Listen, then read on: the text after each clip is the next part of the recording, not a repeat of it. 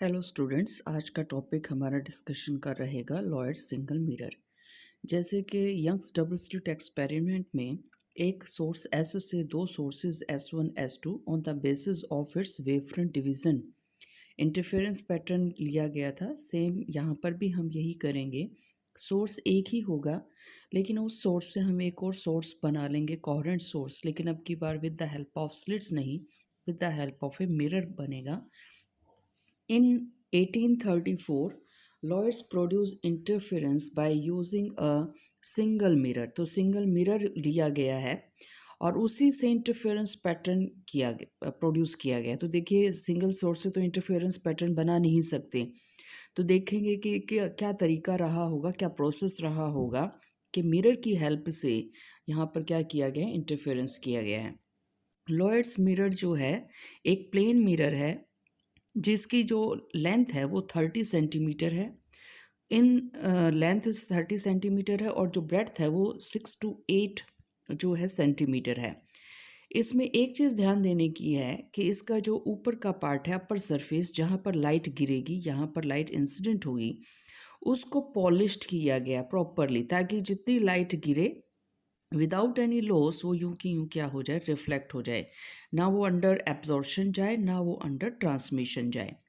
जो दूसरा सरफेस है, एक सरफेस तो हमने पॉलिश्ड कर दिया, जो बैक सरफेस है is black and at the back to avoid multiple reflection. हमें पता है कि नीचे वाला सरफेस भी, आपके पास जितने भी सरफेसेस होंगे, जितने भी इंटरफेसेस होंगे, at every interface there is reflection going to take place. तो उस चीज़ को अवॉइड करने के लिए नीचे वाले सरफेस को पूरी तरह क्या कर दिया गया है, ब्लैकन कर दिया गया है, ताकि हमें रिफ्लेक्टेड लाइट जो है एक ही मिले, बाहर अलग अलग रिफ्लेक्टेड लाइट्स हमें ना मिले। So it is consider that only single reflection of light takes place. ये नहीं है कि हमने लाइट डाली, एक बार ऊपर सरफेस से रिफ्लेक्ट होके आ रही है और एक बार नीचे वाले से हो रही है, और आपने अगर प्रॉपरली नीचे को ब्लैक एंड नहीं किया, कुछ पीसेस रिमेन रह गए या स्लाइट रहा, तो वहाँ पर एक सरफेस और क्रिएट हो जाएगा, जो पॉलिशिंग मटेरियल है उससे भी आपका क्या हो जाएगा, रिफ्लेक्शन हो जाएगा।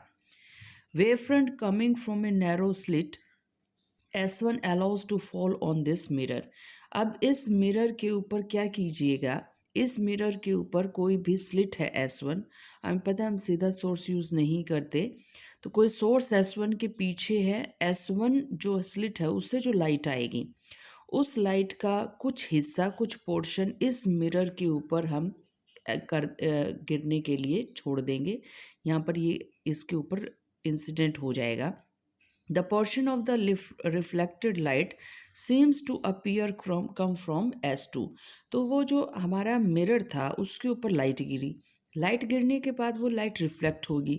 आप अगर उसके रिफ्लेक्शन की डायरेक्शन में, आफ्टर रिफ्लेक्शन यानी कि जो रिफ्लेक्टेड रेज हैं, अगर हम उसी की डायरेक्शन में खड़े हैं तो हमें लगेगा कि रिफ्लेक्टेड रेज पीछे से आ रही हैं, एक वर्चुअल सोर्स से आ रही हैं, और उस सोर्स को हमने क्या नाम दे दिया है, S2 कह दिया है। तो S2 जो है वो आपका एक क्या हो गया, वर्चुअल सोर्स हो गया। किसका वर्चुअल सोर्स हो गया, आपका S1 का। तो S1 से लाइट हमने अलाउ की, वो किसके ऊपर गिरी, हमारी, वो हमारे मिरर के ऊपर गिरी, और मिरर से जैसे रिफ्लेक्ट होकर लाइट हम तक पहुंची तो हमें लगा कि S1 का वर्चुअल सोर्स है S2, वहाँ से लाइट आ रही है। तो अब हुआ क्या है, द इंसिडेंट लाइट जो सीधी S1 से आ रही है एंड द रिफ्लेक्टेड लाइट जो अपीयर हो रही है कि S2 से आ रही है, तो सीधी लाइट जा रही है स्क्रीन के पास, रिफ्लेक्टेड लाइट भी स्क्रीन के पास जा रही है, and they are going to superpose. तो वो सुपरपोज कर जाएंगे and fringes are obtained on the screen. तो अब ये देखिए, दो सोर्सेज हो गए ना, एक तो डायरेक्ट लाइट आ रही है, दूसरी रिफ्लेक्ट होकर लाइट आ रही है। तो हमारे पास दो सोर्सेज हो गए, ये दोनों लाइट्स जब सुपर इम्पोज करेंगी, we are going to get the fringes on the screen.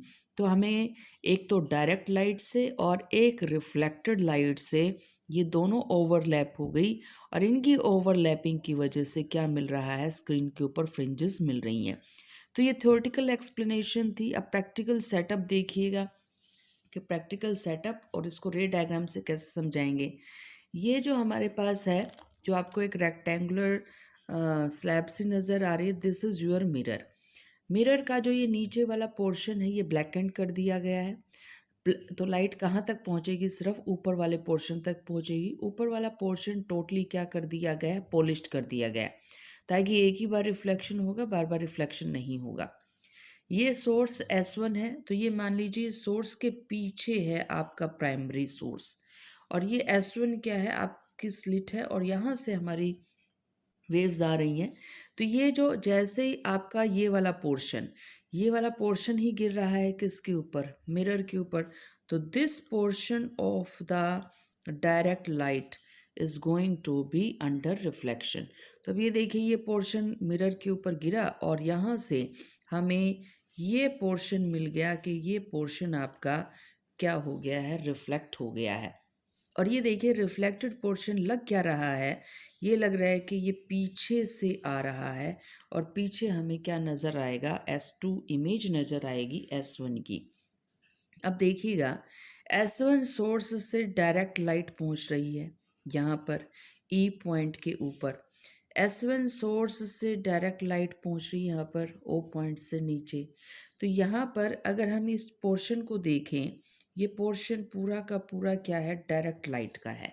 तो आप ओ से नीचे अगर देखें तो ओ से नीचे सिर्फ डायरेक्ट लाइट पहुंच रही है, और ओ से नीचे भी क्या, आप एफ से नीचे देखिए, यहाँ पे डायरेक्ट लाइट आपकी पहुंच रही है, दूसरी कोई लाइट नहीं पहुंच रही, दूसरे किसी सोर्स से यहाँ पर लाइट नहीं आ रही।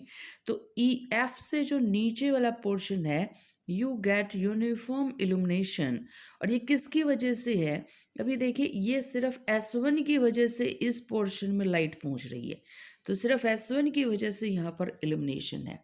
सिमिलरली ए से ऊपर वाला पोर्शन देखिएगा, ये वाला, इस पोर्शन में सिर्फ लाइट किससे पहुंच रही है? डायरेक्ट सोर्स से पहुंच रही है। तो यहाँ पर सिर्फ आपको क्या मिलेगा? यूनिफॉर्म इल्यूमिनेशन मिलेगा।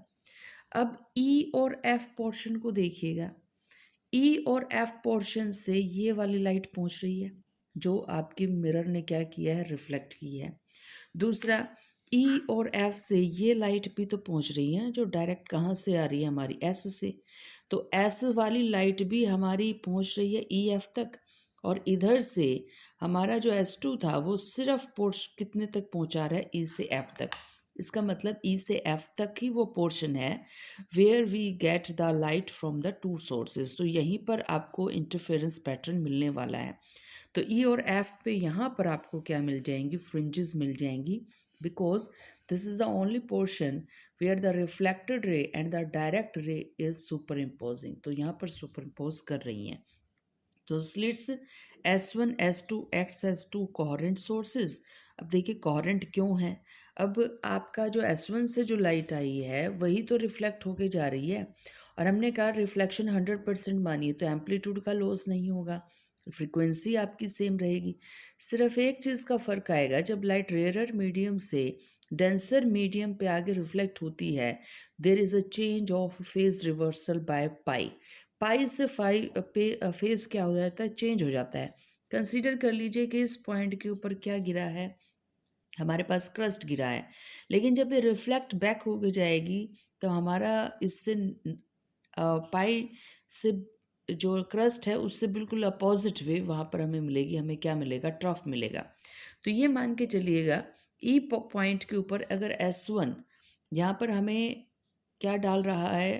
क्रस्ट डाल रहा है, तो रिफ्लेक्टेड लाइट का अगर सेम S1 से मान लीजिए ई का, और S2 से मान लीजिए ई का, अगर पाथ डिफरेंस सेम भी है कि S1 ई के ऊपर 2 वेव पहुंचा रही है, S2 भी ई के ऊपर 2 वेव पहुंचा रही है, तो आपकी S2 जो है यहाँ पर वेव जो पहुंचाएगी, अगर S1 क्रस्ट पहुंचा रही है तो S2 यहाँ पर क्या पहुंचाएगी? ट्रफ पहुंचाएगी। तो यहाँ पर फेज रिवर्सल हो जाता है। पाई से 180 डिग्री से एक एक्स्ट्रा फेज आपको फेज डिफरेंस मिल जाता है बिकॉज ऑफ द रिफ्लेक्शन। तो रेयरर से जब भी डेंसर पे रिफ्लेक्शन होगा तो you will get a phase reversal of the रे। और अगर आप इससे अपोजिट करवा रहे हैं कि हमने क्या किया कि डेंसर मीडियम से रे आने दी और उसको ऐसे इंटरफेस पे रिफ्लेक्ट करवाया है जो आगे जो रेयरर और डेंसर के बीच का था, तो डेंसर से रे आने दे रहे हैं, रेयरर पे जाकर रिफ्लेक्शन हो रहा है, there is no phase reversal, वहाँ पर कोई फेज रिवर्सल नहीं होगा। इसको हम हमारे नेक्स्ट टॉपिक स्टोक्स लॉ के अंदर देखेंगे भी। तो E F is the reason where fringes are obtained, क्योंकि यहाँ से डायरेक्ट लाइट भी आ रही है और यहाँ इसी पोर्शन पे रिफ्लेक्टेड लाइट भी पहुँच रही है। Above E and below F only direct light is falling, तो डायरेक्ट लाइट ही आ रही है, रिफ्लेक्टेड लाइट पहुँच ही नहीं रही, तो एक ही सोर्स से लाइट आ रही है, तो यहाँ पर हमें यूनिफॉर्म इल्यूमिनेशन मिलेगा। तो uniform illumination is obtained if the screen is moved at point M. तो अब ये देखिएगा कि यहाँ पर O के ऊपर तो हमें मिल रहा है यूनिफॉर्म इल्यूमिनेशन, और अगर हम इस स्क्रीन को उठाकर M पॉइंट के ऊपर ले आए तो देखिए क्या होगा। S1 से डायरेक्ट लाइट आ रही है और इसी पॉइंट पे जब S2 लाइट भेजेगा तो वो रिफ्लेक्ट करके भेजेगा। तो S1 से जो लाइट आ रही है, मान लीजिए वो क्रस्ट आ रही है, तो इस क्रस्ट को अगर तुम रिफ्लेक्ट करवाओगे तो ये क्या बन जाएगा, ट्रफ बन जाएगा, 180 डिग्री का फेज डिफरेंस। तो यहाँ पर हमेशा आपको इस पॉइंट के ऊपर हमेशा आपको क्या मिलने वाला है, डार्क पैटर्न मिलने वाला है।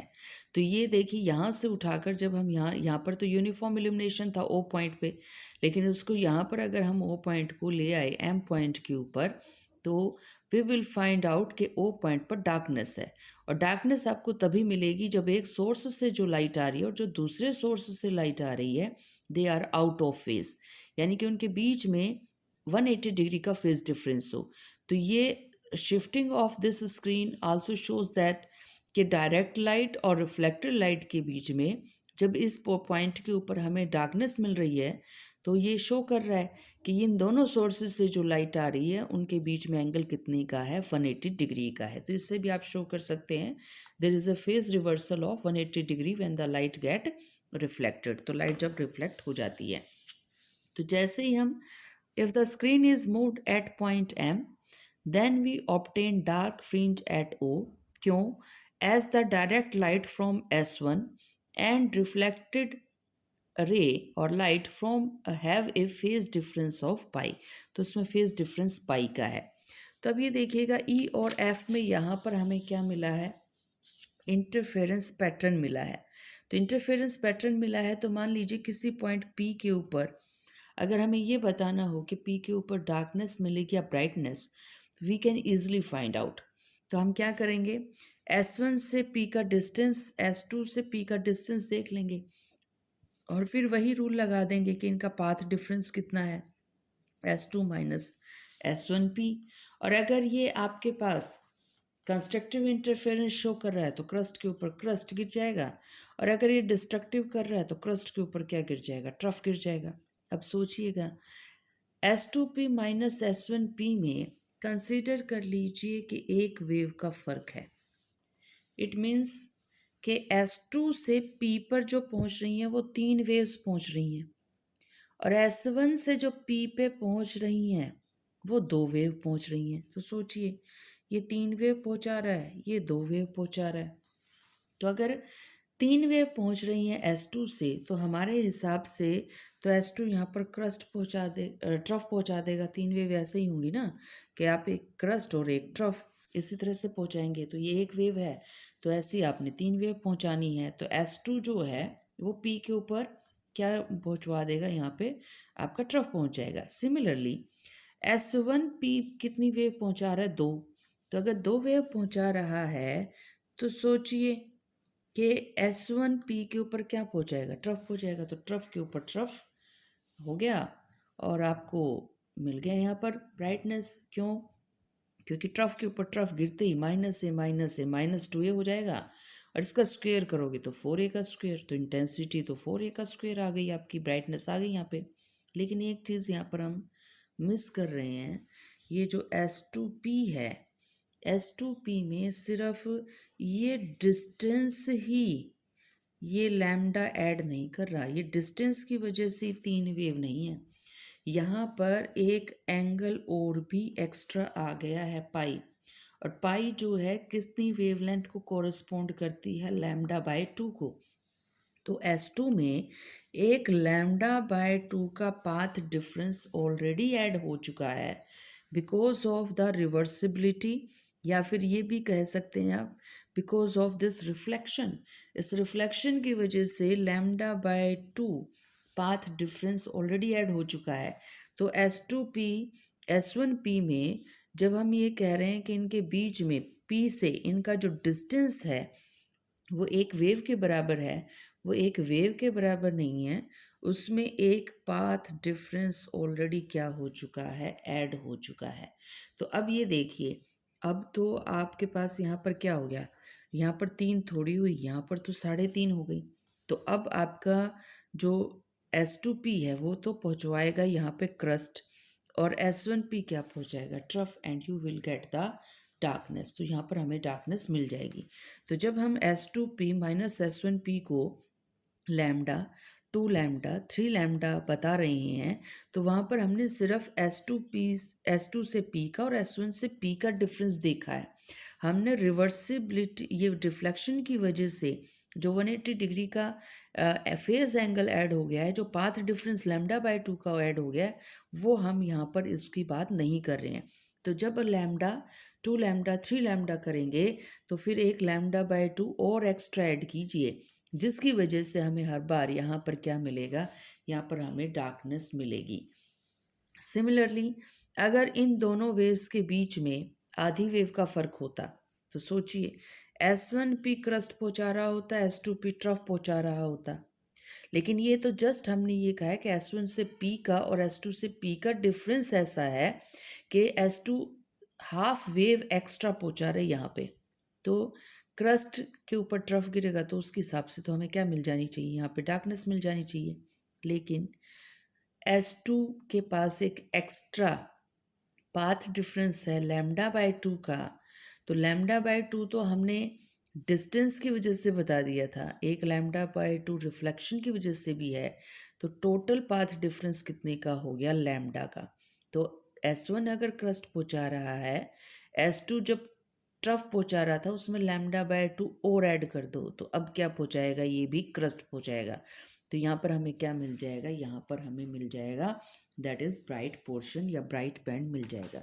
तो इस चीज़ को हम कुछ इस तरह से समझा सकते हैं कि जो आपका किसी कोई पॉइंट है P स्क्रीन के ऊपर, तो S2P minus S1P is equal to N lambda अगर है, तो अब ये ध्यान में रखिएगा, ये एन लैम्डा सिर्फ P से S2 का और P से S1 का डिस्टेंस का डिफरेंस है, वो सेपरेशन है। यहाँ पर S2P का जो रिफ्लेक्शन की वजह से एक एक्स्ट्रा पाथ डिफरेंस हुआ है वो यूज़ नहीं किया गया है।